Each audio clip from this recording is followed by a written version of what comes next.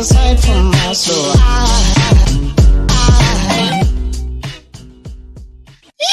welcome to the Inspired Evolution, and it is an absolute treat, a dreamy treat to be here with Marie Diamond today. Marie, how are you? I'm great. I don't know if you want me to do the same thing. There's a lot of energy behind that, but for those tuning in to Marie, if it's your first time, you're about to be very surprised. There's a lot of energy work in this space. But those that know her affectionately know that for the last 25 years, she's been a spiritual mentor and a Feng Shui master of hundreds of thousands of students worldwide, top public speakers, international bestsellers, celebrities, whether they're in music or the movie industry, politicians or their athletes, they love her work. And I love it because it helps me better understand how to, I guess, use my home, as she puts it, as a three-dimensional vision board, activating our personal success, activating our relationships, activating our health, and something that's really dear to all of us tuning into the Inspired Evolution, activating some wisdom. Marie, it is such a pleasure to have you here today. Thank you so much, Amrit, and I'm looking so forward to have this conversation with you and being there for all your listeners and viewers. It is, hey, I wanted to tune in to something. So for those tuning in, a great place to start would be to jump over to, if I go to, is it mariediamond.com and I can go and get my energy number, Marie? Is that Yes. where the resource lives? Yes, indeed. So you can go to my website, mariediamond.com, and get your free energy report. And what it does, it gives you your energy number. And based on your energy number, you will know where your success area is in your house. So it's a system based on the birthday. It's classical Feng Shui, but I kind of made it a little bit more sexier so that you can actually find out what is your energy number. So between 1 and 9, and it gives you kind of an archetype of who you are and what kind of purpose you are here in the world for. And by doing this, and how your flow is in life. But also you want to know where in your house there is an area that is dedicated to success and to money. So that's for everybody different. I don't know if you know your energy number. I do. I'm a 3. You're a 3. Oh, you're a bringer of light. I'm so glad you knew that off the top of your head. Yes, you're a bringer of light. So you love to light people up. You love to create, this. And it's wonderful you are in the entertainment. So that you're doing radio, it's really perfect for you because your success direction is South, and South stands for everything with media, entertainment, being public. So that is, if you would not do that, you would not fulfill your purpose. Whatever you do, that's what you need to bring. And it's interesting because you live in Australia. In Australia, it's the south. If you look at the map of the world, it's the southeast, right, of the map. And so southeast is your relationship energy. So living in Australia and focusing on that part of the world is definitely very strong for you. And so, but you have a new cycle of 9 years starting next year, 2021. You will go to a whole new level. Whatever you have done so far has just been peanuts. You've been growing up, you've been expanding, restructuring, but to really go to the next level. And if you do not write a book next year, this is not going to be good for you. You have to write a book next year. It has to be published next year. So based on energy number, we can see I call the energy rhythm of people. And it's their law of attraction journey. So it's like Feng Shui to connect it with your law of attraction. Which there's so much to unpack in there. And I think for those that are meeting you for the first time and those that are tuning into this podcast, probably searching for on YouTube, they're probably looking for Feng Shui and that's how they've come across you. But guys, especially once you've been around the Mind Valley tribe and the crowd, Marie is more than even just a spiritual mentor. The energy work that goes into the back end of all of this, I think Feng Shui just happens to be one of the branches within which you did dive and dial in the energy work. And there's perhaps not as many people tuning into that space with the grace with which you are that has then afforded us to be able to connect with you in such a way. One of the questions one of the things you were dialing in on there was the Southern Hemisphere conversation. Last I heard you speak, I was actually in, was it Croatia or Estonia? I was seeing you speak and you mentioned that, my success direction was south. But one of the questions I had was, is that universal even in the Northern Hemisphere and the Southern Hemisphere? Does it remain the same or does there any energetic shifts? No, it is actually the same, because the North Pole stays the North Pole and the South Pole stays the South Pole. I mean, that is the same. It's only on very advanced Feng Shui that we do some changes, because, as you know, the water runs Yeah, in a different counterclockwise, direction. right? Yeah. Different directions. So it's only towards landscape Feng Shui, because we always look at where rivers have to flow. If you have rivers close to you, it will be opposite. Mm. But the compass directions are the compass directions. Mm. It's like the North Pole stays the North Pole and the South Pole says the South Pole. So it's this is the same. So there's no changes if you're living above the equation or below the Mm. equator. So it's all the same. Yeah, I love that. So one of the questions I have is, do you meet, like, when you would have started in this space 25 years ago, like, I think the people that have been interested in Feng Shui definitely have been interested in Feng Shui, but do you think, I see from just looking from the outside in, like, your work is gaining greater and greater traction? Do you think more and more people are dialing into the awareness of the environment and our relationship with it? Yeah, I think when I started 25 years ago, I really became first forward as a spiritual teacher, teaching them about enlightenment, as I had my own enlightenment experience a few years before, teaching them meditation. But what I got was that a lot of people got stuck and couldn't go through the ceiling to a next level of their path of alignment, their path of spirituality. And because I already had practiced feng shui since I was 15, I do know that if I would have stayed in the first bedroom and the location, how things were set up when till I was 15, I probably would not have reached so easily enlightenment. It's because I changed bedroom and changed colors and changed directions. Because what happens is your environment is actually not only supporting your brain waves, it also supports your alignment with your chakras. Mm. And so if you're in the place that is not the highest vibration, it's very difficult to align yourself on the highest level. And Mm. so when I understood that, and I started, I've been practicing it myself since I was 15, some basic feng shui that I was not always aware of, that other people didn't even know about. But when I started teaching spirituality, I started exploring more, feng shui. I was connecting with the grandmaster. And what happened is I started seeing that people just didn't have breakthroughs always with Mm. all the meditations they did, with all their discipline of being positive, because their environment was telling a different story. It's Mm. like when I understood, my feng shui grandmaster said, there are three aspects of attraction. And the first aspect is really your heavenly luck. It's like your karma or your destiny. Like where you're born, that's part of your karma. The parents you have, the talents you have, Mm. is part of your, I call it, law of attraction package that your soul brought to the planet with Mm. you. And you, of course, need to practice that little package. You need to work with that. Mm. So, for example, I'm born in Belgium, a little small city in Mm. Belgium, but I made decisions to not stay there. If I could stay there, I would have a different destiny. I would have a different path. But I Mm. made the decision. And so everybody can make decisions to change their original package. Yeah. Yep. um, or fulfill it, right? If Mm. you have a great voice and you never sing, right, and you never share it, then you're not fulfilling that original law of attraction package. Mhm. The second part is what we call the human part of the law of attraction, is what you as a human being have direct access to or directly can change. That is where the secret, where I'm one of the stars in, is actually talking about. Mm. And it says, you have to have the right thoughts, you have the right behavior, the right feelings in your heart, taking the right actions. But let's be honest, that takes a lot of discipline, right? Mm. To always think positive. Oh my God, even the masters of the secret cannot do that all the time. It's impossible, right? Mm. Um, to feel always in gratitude, sometimes you feel pissed off. Let's be honest. Mm. This is kind of how life is. Mhm. To do always the right things in life, sometimes there's a day you're like, I don't want to do anything, or you're not doing things regularly because you make mistakes and failures. That's part of Mm. life.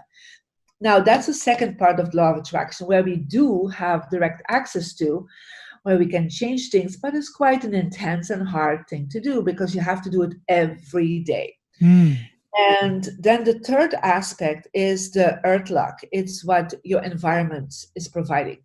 Right. And so the great thing about that is your home, your colors, the location you're in, your images that you have around you, they're all subconsciously giving you 24 hours a day messages, like signals. Yeah. So think about it's like your home, you have programmed it. It's like you're living in a hologram program. Yeah. Holographic program. Everything is a signal, everything is a programming.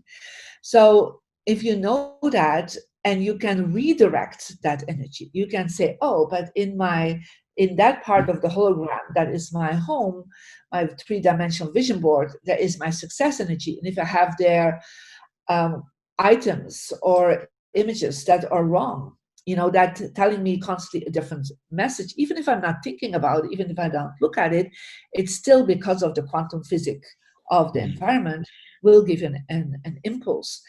And so the impulse is there every day, years. Sometimes you put something there for years, right? And so that part is the last part of law of attraction that most people do not know about. So that is what I shared in the secret. That's what I've been sharing in the self-development world. As it looked to them, it's great that you try to change your mind, but if your home, who is a bigger entity than you, has a different mindset, because you created a different mindset in there, then it's very hard to go against it. But if you align it, it's all about alignment. If you align your original destiny, your karma, your fate in the world, and with your thoughts, feelings, and actions, and you align it with your environment, then that's when things start flowing, right? This is what Feng Shui is really about. I think the Feng Shui masters, or even today, they don't explain it that way, but I really got that huge insight, and I started working with my clients in working on these 3 levels. And what happened because of that is like they had these breakthroughs and these manifestations, and it's like a magical living. It's like a magical flow. What happens because suddenly you are aligning everything, and like universe is saying, oh, finally I can bring everything you want, because your home is not a blockage anymore. Your office is supporting you now. So that is actually why I brought in Feng Shui, and I saw all these breakthroughs with my students, and also breakthroughs, of course, in my own life, from being a spiritual teacher from a small city in Belgium to become a global renowned teacher. And I always added the Feng Shui to it. And of course, through the secret, that kind of got highlighted because I was the only one talking about the environment.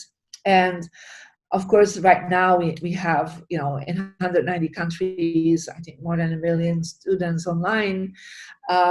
So it's really interesting to know that people start seeing that's the missing link. It's a missing link. And because a lot of people just do Feng Shui, but they don't bring Feng Shui together with their self-development. And if they bring that together, and that's what I've been focusing on with everyone, that is when they get their aha moments. And it's like just something we did literally with you, right? I just looked at you. Perhaps you want to share the story, what I just did. We've upgraded the backdrop of the Inspired Evolution bookcase. Yeah. It is like, so right now, instead of the word love, that's like the center point of his visual, were soldiers standing there, right? So it's like now he put as a center point love, and he had a cactus behind him who was all spiky. So he had like weapons behind him. So it means that you won't get the respect and recognition you desire. You will be more attacked on who you are and what you bring. So what is behind you is also, quite important. So what is in front of you is important. What do you see when you're waking up? What do you see when you come into your house? What do you see from your couch? What do you see from your office space? I mean, all the things you see gives you subconscious messages, and that can actually shift completely your vibrational field. So that is actually that I start bringing forward. The spirituality is still major for me, and I'm still a spiritual teacher, but I integrated the home to it, because I believe when you do not have an enlightened home, it's harder to get enlightened. I love that. Thank you so much for sharing that. And I resonate on so many different levels. One of my background is in structural engineering, and my PhD was on vertical gardens on high-rise buildings in the city. So my intention was just to try and bring green to the city. And many people were like, "Oh, it's good for pollution," and I was like, "Actually, it's good for depression because when we're back in green, it actually helps." And then I had this real tough time for a few years where I was like a meditator and an engineer, and I was trying to figure out who is this guy that is meditating but also an engineer, because engineers, sometimes it feels like we're at odds with exploring the inner space or being conscious or being aware, because we're just taking resources and putting them out in the world and being less considerate sometimes. And I realized for me it was like, actually, in a meditation it came to me, it was like, actually, it's inner and outer space that fascinates me. And hence why the podcast exists now. It's more at the nexus, or we get to explore inner space and outer space. So it's a real gooey, yummy treat to have you here today. And one of the things that I wanted to share with you was like there have been some really game-changing principles. They're really simple, like really, really simple when you take the time to dial them in. But I used to sit with a desk facing the wall. Yeah. And now the wall is behind me. And then obviously there's a gorgeous bookshelf, which is fantastic. But it's, the opportunity to sit facing into the space and making sure that the door's over there and I'm looking at the door. Over time, maybe because of the practice of meditation, like sometimes I'm dialed in on a bit of like a subtler level, let's just call it that. I can feel that there's less stress in my system having the wall behind me. Yes. Can you tell me more about some of these things? Yeah, of course. So what you just shared about is what I call the power position. So think about kings, queens, emperors, presidents, prime ministers. When you would go into their space, yeah, they would have, first of all, positioned themselves always that when people come in, they will see the door. Yeah, they would never, you cannot imagine the Queen of England, right, sitting with her desk against the wall, or a president of a 500 Fortune company sitting Yeah, with a little small desk facing the wall. I mean, that is never going to happen, right?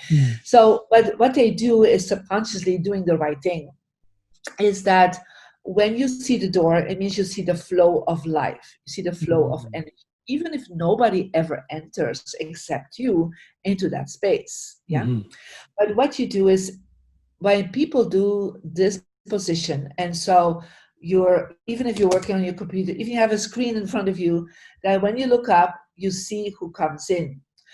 What happens is the energy flows towards the frontal cortex. So instead of the energy being to the back of your reptilian brain, it goes to the frontal cortex.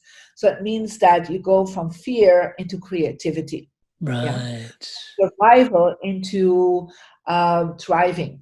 And that's the first thing. The second thing is that your brainwave shifts. So you go from brainwaves that are beta brainwaves, where we call survival, and very hectic, we're overwhelmed. So if we're sitting the wall, we're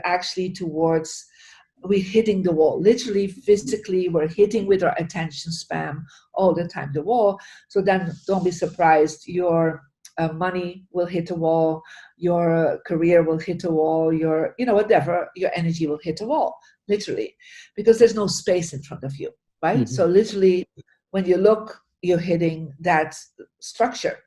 So when you do that, your brainwave automatically go into beta brainwave. When you change your desk in such a position, like I'm sitting here now, I see the door, the door is right there. What happens is my energy shifts to the front, of my face. I'm not hitting a wall anymore. There's space in front of me. Like I've even have a chair literally sitting there, so that anyone that can come in, I like symbolically say welcome to any client. Even if I'm online with you right now, you're not online, you're sitting there, Amrit, right? So you're there with me. And you will see that in many CEO offices, they have a desk and they have like one or two chairs across the desk, because they're always welcoming somebody to talk to them, to have a conversation, but they're actually welcoming the space. So the deeper you see in front of you, the more money will come to you, the more recognition will come to you, the more power you have, the more creativity, the more ideas that will manifest, because there's space to manifest. So we all know that if we would be in a very small cramped space, even if you have like a 1 bedroom studio or whatever, like very cramped, you can't wait to go out. Yeah, you can't wait to go into nature, into a park. Yeah. And that's kind of interesting with this confinement and this lockdown that some countries have experienced, where people have to really be inside. They're like, oh, I have no space. I can't breathe. Literally, that's the feeling. Yep. Because you want to go out into the world, you want to change of scenery, you want to just, I can breathe. And so that is the shift you're doing. The second part is you need to have some structure behind you. Like you have a bookcase, I have the wall behind me, and you don't see it, but I have some things behind me to support me. So always you want to think about, I'm the queen, I'm the king, I'm the president. You would have a high back chair, like I have a high back chair, right? You don't have a high back chair, that's something you can change, right? So when you have a high back chair, you're like even more powerful. Yeah, but your whole back is supported, but at least you're supported by the bookcase, so that's great. But that cactus behind you was actually telling something opposite. The soldiers behind you were like, you have to have images behind you that are uplifting, right? So it could, like, I love the Buddha there because it's like you're supported by God in a way. Yeah. So whatever is behind you is also telling a message, but you have to have something solid behind you, so you're feeling supported. So you have a team, you have people loving you, they have people that are really supporting your life and what you bring into the world. So it's the space in front of you and having a good support in the back. I love that. Thank you so much for sharing and dialing in on that. And that's just one of the few insights that you get from dialing into just your energy report number. There's so much going on in that space. And one of the things I wanted to ask you, Marie, is sometimes, and this is going to sound somewhat foolish, but I get kind of stuck because my health direction is north, but my success direction is south. And then I'm in this limbo. So I sort of think, okay, do I want to sleep? And I'm trying to focus on north. And then it's like, but wait, wouldn't I want success? And so how do you, like, for what decisions do you choose what things? I guess for meditation, I generally, knowing that I'm a number 3 and that east is powerful for my meditation, I face east for my meditations. Is that a wise thing to do? Yes. So you have, when you go to the energy report, you have 4 directions. And so you have success direction. So it's always focused on success, career, money. So if you can, you face it. Yeah. So, but that's not always possible in a room. If you have to look at the floor plan and you want to see the door, you cannot always face your success direction. Right. But you can place something in your success direction. So you can put in your success direction like a vision board, logo of your company, books on success and money. If you have products, you can place them there, your business cards. What else do I have in my? I have my awards there. I have images of some of my celebrity clients there. So everything that made me successful. Yeah. You can create a little success altar in your success direction. You can do that in your office space, your bedroom, if you have that, separate if possible. If you have it in the living room, you can do it too, but sometimes it's better to do it more where people don't always see it that much. So it's a little bit more private. Yeah. Right. You have a relationship direction. And so your relationship direction is what you, in your bedroom, living room, and office, will always activate. If you can, you will face it. But if you can't face the door, facing the door is a priority. Yeah. Right. Sometimes you can face also your relationship direction, depending how your setup is. But if you can't, you can activate it for sure. Right. So you can put in your living room pictures of family and your romance and your friends. In your bedroom, just focus on relationships. Yeah, for you personally. You don't want to bring your family-in-law into it. That's not. Duly noted. Don't My bring them intuition there. was good on that one. I always think I always say, if you play something, imagine they're really there. Do you want these people there? Right. Yeah. Right. Always think your brain doesn't see the difference between image and reality. Yeah. In the quantum physics field, it's all there. So in your office, of course, you look for teamwork. If you have you with some celebrities or companies you want to work with. I always put a globe there because I'm global. And if you want to be global on it, put a globe there in your relationship direction, right? Yeah. So the podcast is so easy to do. And your wisdom direction, again, and your health direction, if you can face it, that would be great. For health, I would definitely do, if you do health practices, like yoga, or you're working out. Wisdom is towards meditation, or because when you're facing your wisdom direction, you will get higher and faster insights and messages. So you can do that. But like your layout is, in your workspace, you try to see the door, and then you try to see one of these 4 directions works. Like right now, I'm facing my health direction. I can also face my success direction if I want, but there's so much sunlight there right now that I had to just turn my desk around to, to have a little bit of less sun coming on me, because it's just so hot here in the south of France where I live. But I always try to face a right direction, because when you do that, your brain goes into alpha brainwaves, and that's where you're positive, inspired, creative.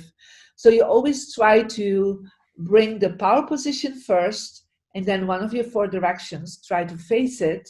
So facing means your eyes are open and you look towards it, right, during the day. And you always try to activate these areas with right symbols and items.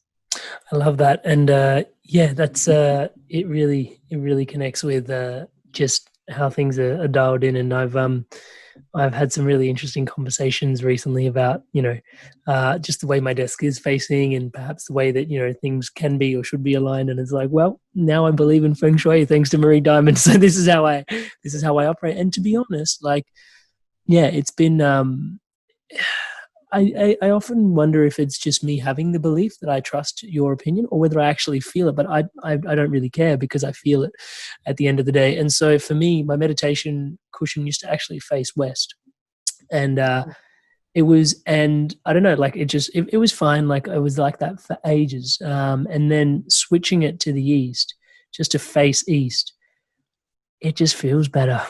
It just really feels better.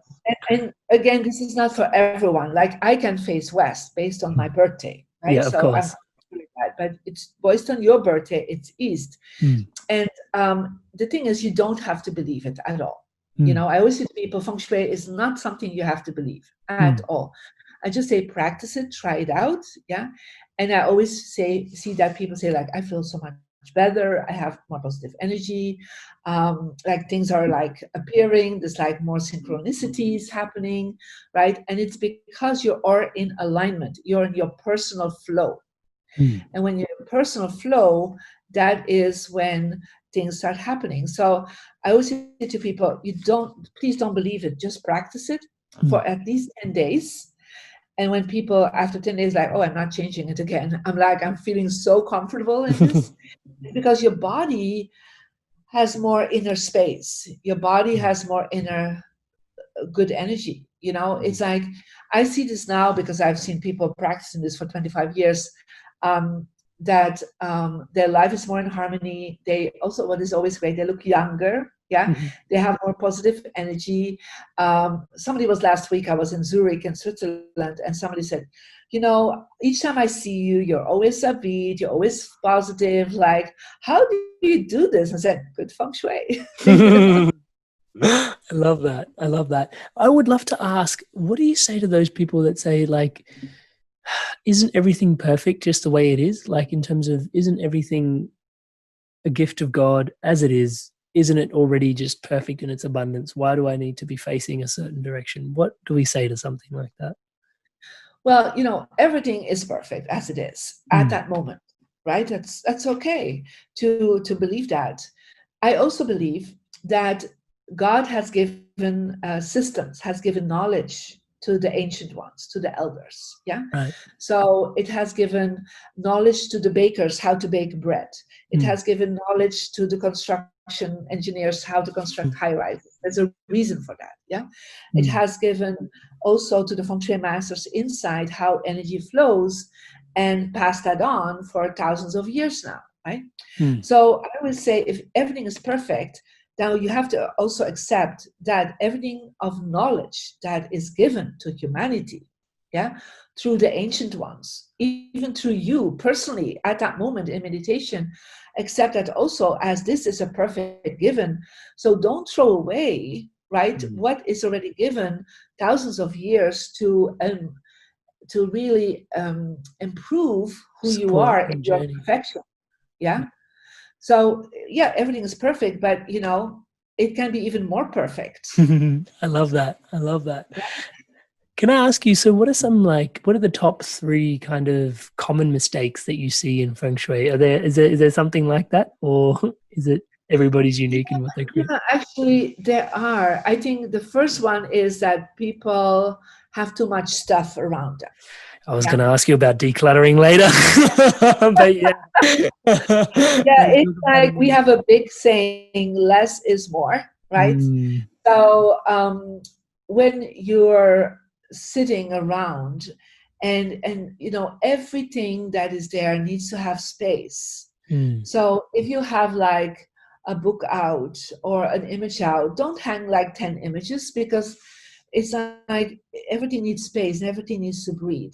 But mm, also when we open our closets, we open our drawers, my God, there's so much stuff in there, right? And we always ask, it's not about the Marie Kondo system asking, is there give that joy? I think it's like, will I still use this in the next year? I'm a practical person, so I will always say, do I still use that? Do I still like this to be around me?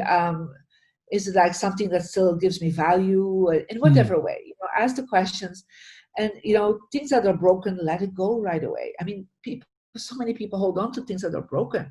mm, It's broken energy, so let it go. And perhaps you have books around you that are there already 10 years, and you're thinking, do I still read that? Or could I use it as an activator for Feng Shui? It's great in the mm, success energy or in the relationship energy. For me, books I read them, and then if I cannot use them in my Feng Shui, I give them away. I mean, right. that's kind of the reaction I do. But it's all about making sure at the entrance there's no clutter. That's the first no, right? So I come into people's entrances, and the entrance is where the energy from the universe comes in with you to Mm, your private space. And so if I see their shoes on the ground, coats hanging at the entrance, you're already showing you have poverty mentality. Yeah. Because I have been in so many top um, billionaires' houses. I live myself in $1 million houses in many countries. And I'm telling you, at your entrance, you never have shoes on the ground and coats hanging, right? mm, So you always make sure there's something pleasant to look at. Yeah. Could be a family picture, could be a beautiful landscape, could be a beautiful bouquet of flowers, a beautiful plant, something that just relaxes you and calms you down, and you're feeling welcome in your house. That's the first one. The second no that I've seen, big mistake, is always that people have mirrors in their bedroom. Yeah. I So was going like to they ask have about mirrors. TV, Yeah, yeah, go on. they have like a TV, and a TV with a reflection, or they have sliding doors and there's mirrors on it. So when you have mirrors, you're actually reflecting whatever is there. So if you're by yourself, you're reflecting your loneliness. If you're with two, you're reflecting two people, and you're inviting more people to your relationship. But Mm, also when you are stressed, when you are sick, you're actually doubling the sickness and the stress. So during the night, you are the most vulnerable.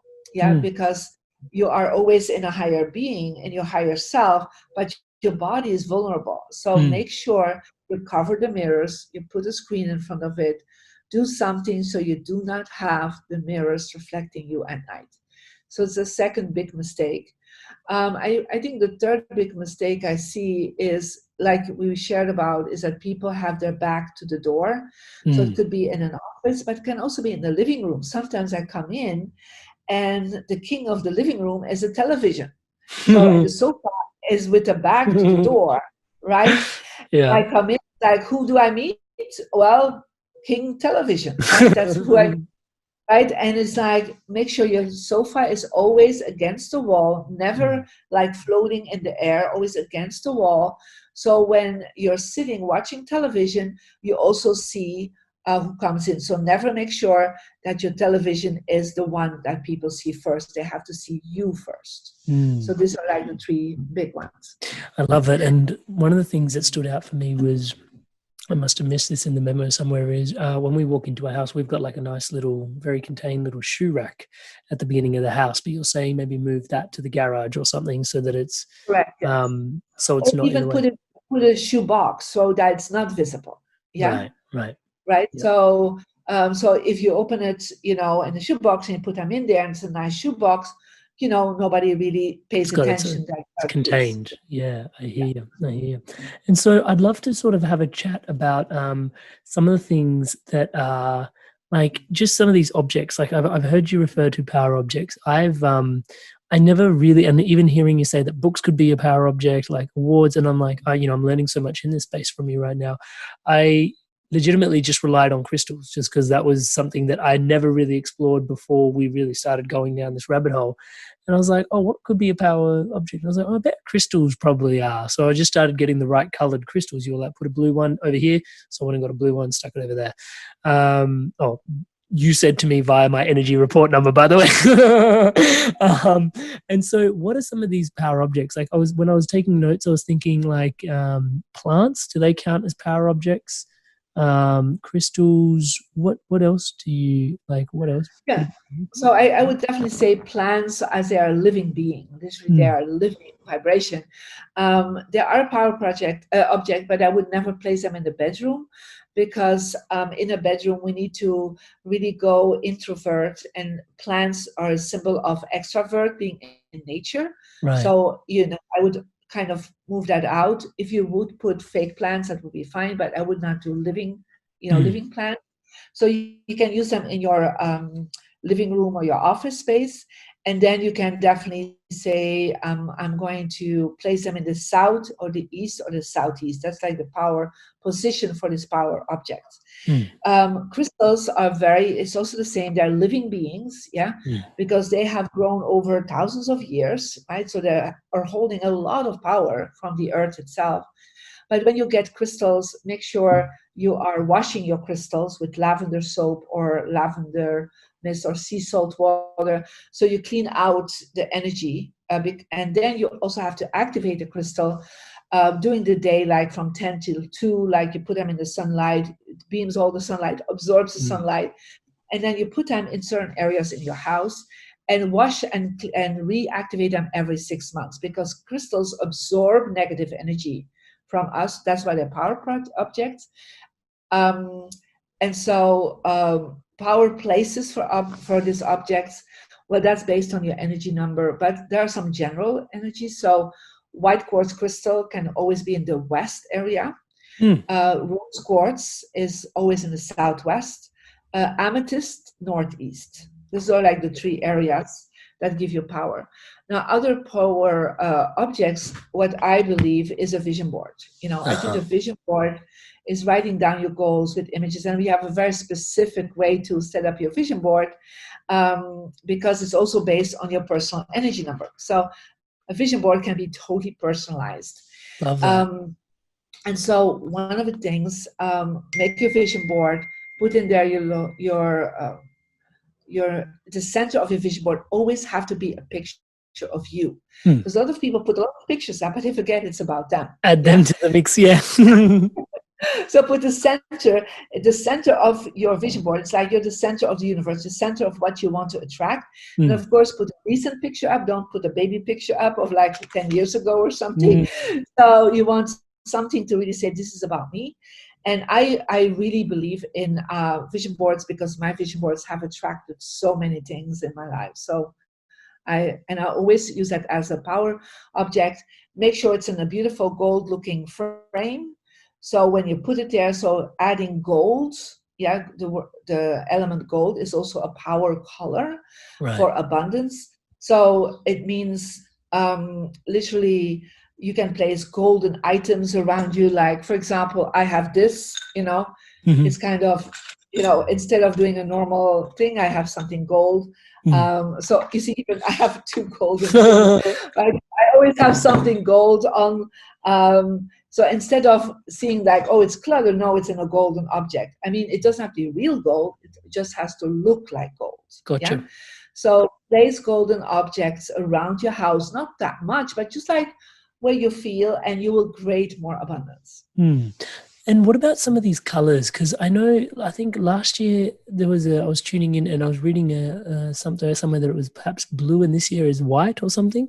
Can you tell me more about like Yes. what happens with like years, cycles, seasons? You started the podcast saying you're coming at the end of a 9-year cycle, so definitely write a book, and I took a note on that. I will definitely not try my best. I will do it. Okay, I'll make a commitment. I'll do it. And then from there, what like some of these energies around cycles and colors? Can you tell us a little bit about what's going on in there? Yes, of course. So we have in time feng shui, we have space feng shui and we have time feng shui. So it's about if you make an appointment, you always give two things: where you're going to meet the person and when, right? So to manifest something, we need to go at space, location, and time. So feng shui, so your energy number, we already is connected with time because it's your birthday. Yeah. But then we can see there is a flow of energy. There are years where your energy will be yang, very active, and years that will be more passive, yin. So both are good. It's like outer and inner vibration. Yeah. So when that happens, you can activate that with colors. You can activate it with objects. We call that our yearly feng shui. So I do every year a big topic on the law of attraction for that year, because my students know then, oh, I need to understand how my energy will flow this year. So I call this predictions. And so I can say like, oh, this is going on this year for you, right? But in order to always harmonize it, if something is positive, you want to have it more positive. If something is a little bit less positive because it's more introvert and you're more passive about it, you still want to harmonize it to be, still very positive. So when you do that, you literally are creating always the best law of attraction. Yeah. So it depends also, we can add some colors to it, like this year for you, your relationship energy needs gold. Yeah. Right. So you need to put in the southeast a golden object. Yeah. So last year it was more like a blue object. Yeah. So I work with colors because this is more universal, right? So because I have people from all races and all cultures and all religions following my work, so I found a system with colors that everybody can understand and relate with, because colors are a vibration. And so sometimes people say, well, I don't have that object. Yes, but it's easy to find something in a color and to find something in an object. Wise. I love that. Thank you so much for sharing that. And so I'd love to sort of understand, where did all of this like come to? Like, I understand that, you've been on a spiritual journey for quite some time, but what was the impetus from that? Like, I heard you say 15 years old, it started with like there was already this awareness. Was it your intuition that kind of guided you to that space? Or I guess I ask from a place where most of the people that I've had with the Inspired Evolution, one of the lessons I keep learning is that sometimes our greatest challenges form our greatest gifts. And I'm not projecting any challenges onto you. Please don't let me do that. But there's so many gifts that you're sharing in this space. Was there ever any challenge that this was birthed out of? Or was it just like an intuitive kind of download that it was birthed out of? Well, I would say my childhood till I was 15 was definitely a very difficult childhood, very challenging. A lot of sickness, a lot of abuse. And so for me, I was very lucky in a sense. When I was 7, I had a spiritual teacher come to me and teach me meditation. And so for me, that was definitely a huge shift that happened. And I connected with that teacher. He was an immortal, what we call an ascended master, that came to me. And so what happened was I got regularly like updates. I did not know there were books about this. I had no idea other people had this information. I was very by myself. And then when I was 15, I had a near-death experience. So I was run over by a truck. I was declared dead. and they revived me. And I was already on the other side, and there I was amongst a whole group of immortals, ascended beings, and they told me that uh, my mission in life was to go back and to enlighten more than 500 million people. Now I came back into my body with that message and that vision, and I had no idea what that meant. But I thought, at least it means making a difference. So I did not wait till making a difference. Like a lot of people get messages and like, oh, one day I will do that. I was like, every day I was like, I was asking in prayer and meditation, okay, I'm here to enlighten 500 million people. Show me how. Yeah. So if that's one person, right, by smiling, by sharing something positive or helping them out. I even had calculated if I would become 85 years old, how many people if I would done the math. I love right? it. You love that, right? So for me, it was like, okay, that would be already something, right? It was not millions, right? So I had no idea. This is before social media, before internet. So I had no idea how to do this. But I never, I was never, questioning the request that was given to me. I was not questioning even the how. I just had such a faith that when I came back to the world, I was like, okay, that's my second chance. But I also went through some major problems because I couldn't memorize things anymore. Suddenly I became from a straight A plus student a straight F student. So I was in a lot of physical trouble. Right. But I started meditating so intensely from that moment on, and so changing my feng shui. I knew that my spiritual teacher told me the first steps on feng shui.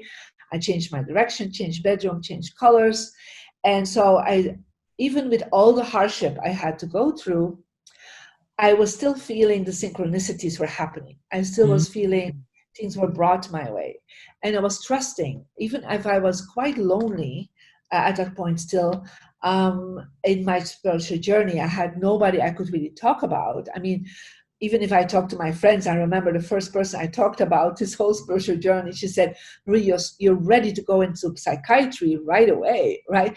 So, I mean, that's kind of a Catholic background I was living in. But I also knew that it would unfold. It would be seen. It would become visible for me. Yep. And so when I then had at 26 an enlightenment experience where I totally became one with the universe, and I was already a lawyer at that point, because I was thinking, if I can be how can I help most the world? And for me, it was like, well, if I become a lawyer and can help with diplomacy, help the injustices in the world. I mean, I was trying to find a way to enlighten, right? I already knew at that point that I had to forgive. I had to go through some major issues in my childhood, so I had to forgive the people that had abused me. So I did completely, utterly forgave them when I was 25. I also knew that was going to be helpful later on in my life, and it did. My level of compassion to people, level of non-judgment to myself, to other people, has increased over the years. And so for me, it's like the hardships, I'm so blessed I had them. Yeah. Um, I I would say I would not be who I am right now, but of course, it's the reaction towards the hardships, it's a reaction towards the challenges that make the challenges better or make them become lessons and wonderful insights in life. But it's not easy for everyone, right? So for me, the journey has been wonderful. And I bless my greatest abusers. It's just, thank God they were there for me, because I do believe their soul came into my life for me to strengthen who I am. And I would not be this global teacher without them being in my life. Thank you so much for sharing that. And I can see, just just reflecting on my own journey, just how much must inspire you to help people circumnavigate some of the challenges if they can, and not have to go through some of their challenges. For those that are tuning in, obviously I mentioned it at the beginning. I just cannot advocate getting your energy number and having the energy report come straight to your email inbox, and it's very clear. It's very useful. It's very practical. It really doesn't waste any of your time. I got so much out of that one resource that for the last 12 months I've been executing all the strategies from that, and that inspired me to get you on here today. So thank you so much for just obviously stepping up to do the work that facilitate on such a massive level. I think we're all better for it. How does, for those that are tuning in, is that the best place you would recommend them to begin, Marie? Is that Yeah, definitely they can go to mariediamond.com. Of course, they can go to my Instagram, mariediamond8, where they're having several videos every week that gives them next steps, right? Little videos of 1 minute, a few minutes to give them little concepts around Feng Shui. Of course, they can go to my YouTube channel, and there's wonderful information about, if it's a living room of your bedroom, or a living room if you want to find romance, or living room, Feng Shui about all kind of aspects. So there's wonderful information out there. And of course, if you're ready for the next step, then you will receive, I would say, after the free energy report, you will receive access to see if they want to continue this journey with me. That's beautiful. And hey, it was no surprise that today was going to be good vibes. But here we are basking in the good vibes. I want to take a moment to ask you a question that's personal to me, and it may not mean anything to you, but what do the words inspired evolution mean to you, Marie? Well, it's interesting. I was actually meditating this morning, connecting with you and your viewers, and thinking about inspired evolution. And the first thing that came up for me, there was all these beautiful colors. I see things very much into colors, and for me it was all about aqua blue. It was all about clarity. I think inspired evolution is what you're bringing to people, is giving them some clarity on certain topics. And because you cannot evolve if you don't get clarity about who you are, and get inspiration from others how to become more clear about who you are. Because we are also overwhelmed sometimes with knowledge and information, and there's just a stress in the world out of there. It can overwhelming. But I do feel like you're giving them a channel of clarity. That's kind of what I got when I connecting with your Inspired Evolution podcast. Oh, Marie, that is such a heart-expanding blessing to receive from you. Thank you so much for your blessings. And just, it would be rude to not be grateful. So thank you so much for being here today. Thank you so much for carving out the time and energy all the way from France.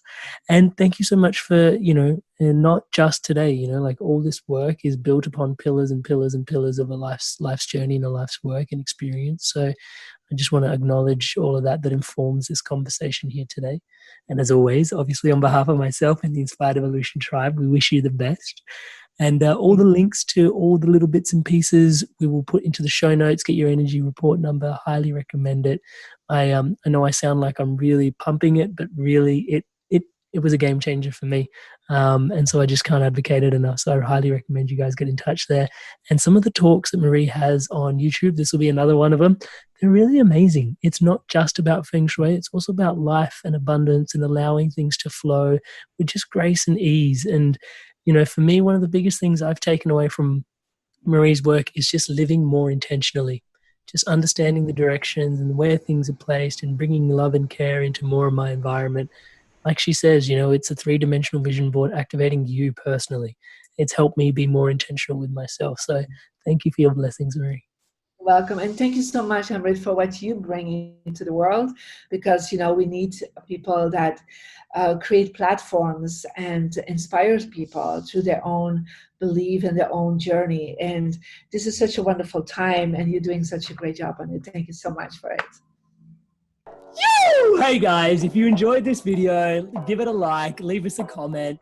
And if you want to stay in tune for new episodes launching every Monday, hit subscribe, and I'll see you in the next video. Stay inspired to evolve.